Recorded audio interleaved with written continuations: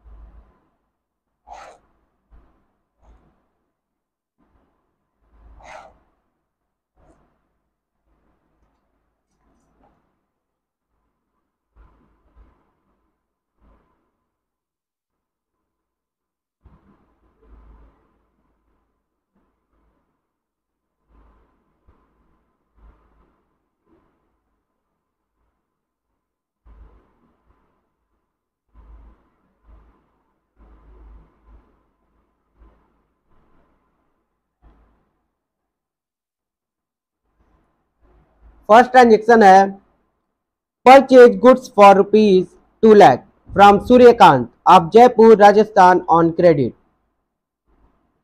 रूपानी जो है वो गुजरात की हैं और हमने गुड्स खरीदा है राजस्थान जयपुर से। तो ये इंटर स्टेट परचेज का एक ट्रांजेक्शन है।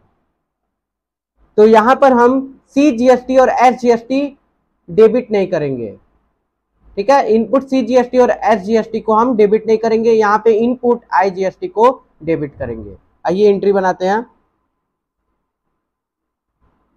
परचेज अकाउंट डेबिट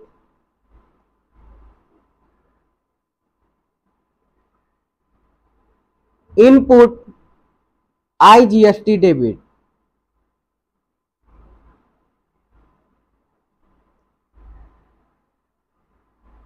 और गुड्स हमने क्रेडिट पे खरीदा है और किससे? सूर्यकांत से, टू सूर्यकांत।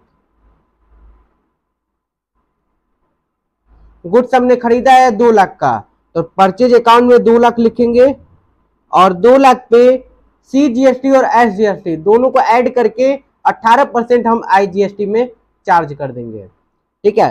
तो 2 लाख का 18% 36,000, तो 36,000 को हम इनपुट IGST में डेबिट करेंगे और इन दोनों को ऐड करके सूर्यकांत में हम क्रेडिट कर देंगे। Being goods purchased from Suryakant,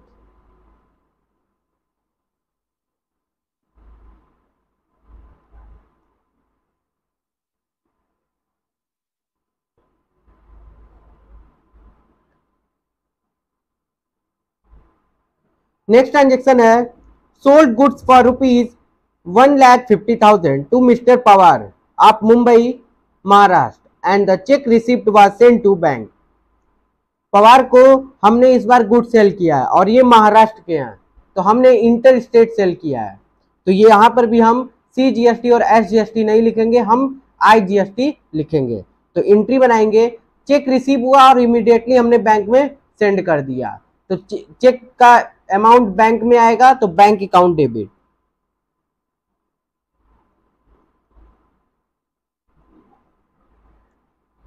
और हमने सेल किया तो टू सेल्स अकाउंट। सेल हमारा आउटपुट है इसलिए आउटपुट टैक्स लगेगा, ठीक है। तो टू आउटपुट IGST। अमाउंट भरेंगे, सेल किए हम लोग 1,50,000 का, तो सबसे पहले सेल में हम फिल करेंगे 1,50,000 और 1,50,000 का हम 18% IGST निकालेंगे जो कि आएगा 27,000 और इन सबको ऐड करेंगे और बैंक अकाउंट में टोटल पैसा आएगा 1,77,000. Being goods sold and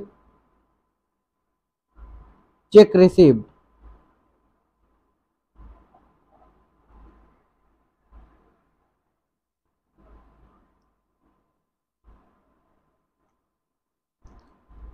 third transaction देखते हैं.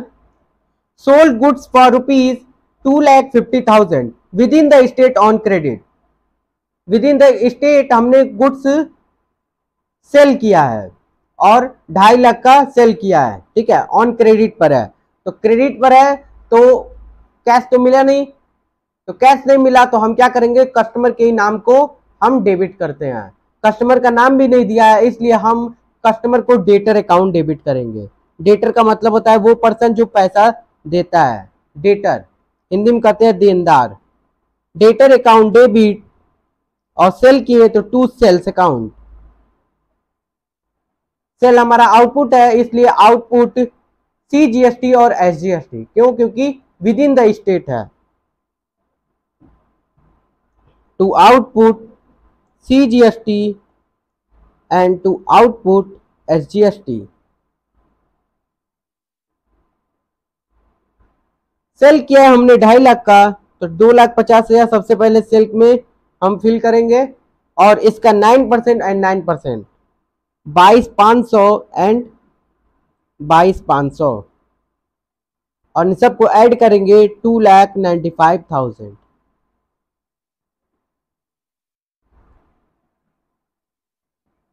Being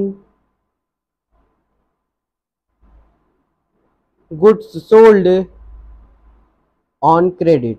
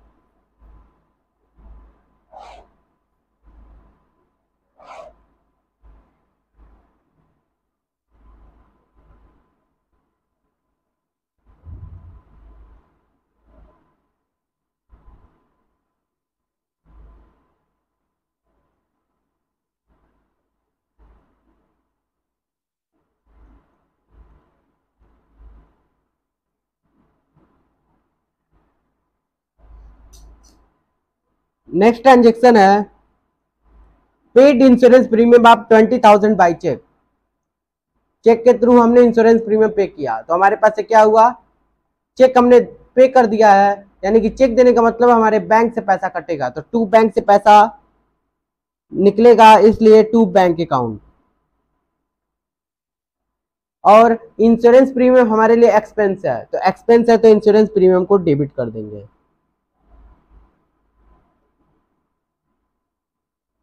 और इंश्योरेंस प्रीमियम पे हम GST भी पे करेंगे तो इनपुट CGST और इनपुट SGST को हम डेबिट करेंगे.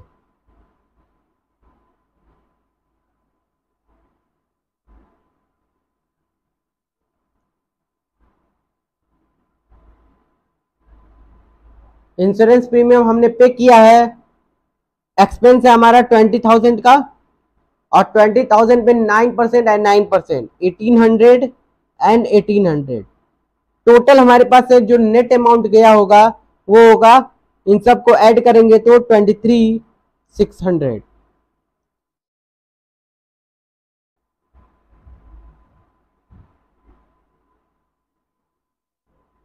Being insurance premium paid.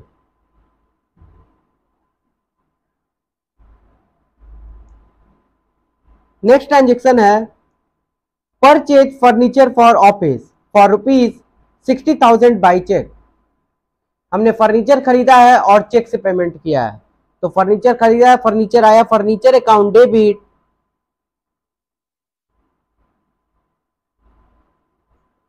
और चेक से हमने पेमेंट किया है, तो चेक देने का मतलब है बैंक से पैसा कटेगा, तो टू बैंक। लेकिन फर्नीचर के लिए हमने जीएसटी भी पे कर रखा है।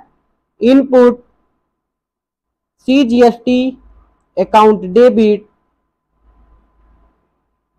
And input SGST account debit to bank account.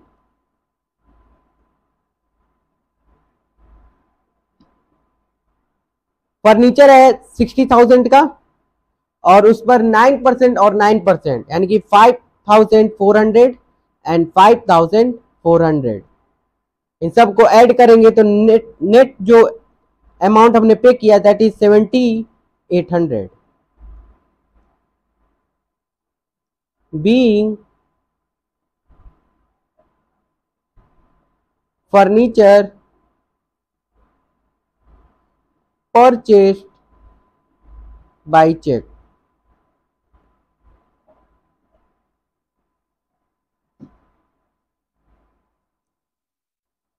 Last जो ट्रांजेक्शन है वह है payment made of balance amount of GST. Last transaction को करने से के लिए हमें जीएसटी के मैकेनिज्म को, उसके सेटअप के मैकेनिज्म को समझना पड़ेगा। इस ट्रांजेक्शन को हम अगले वीडियो में कवर करेंगे।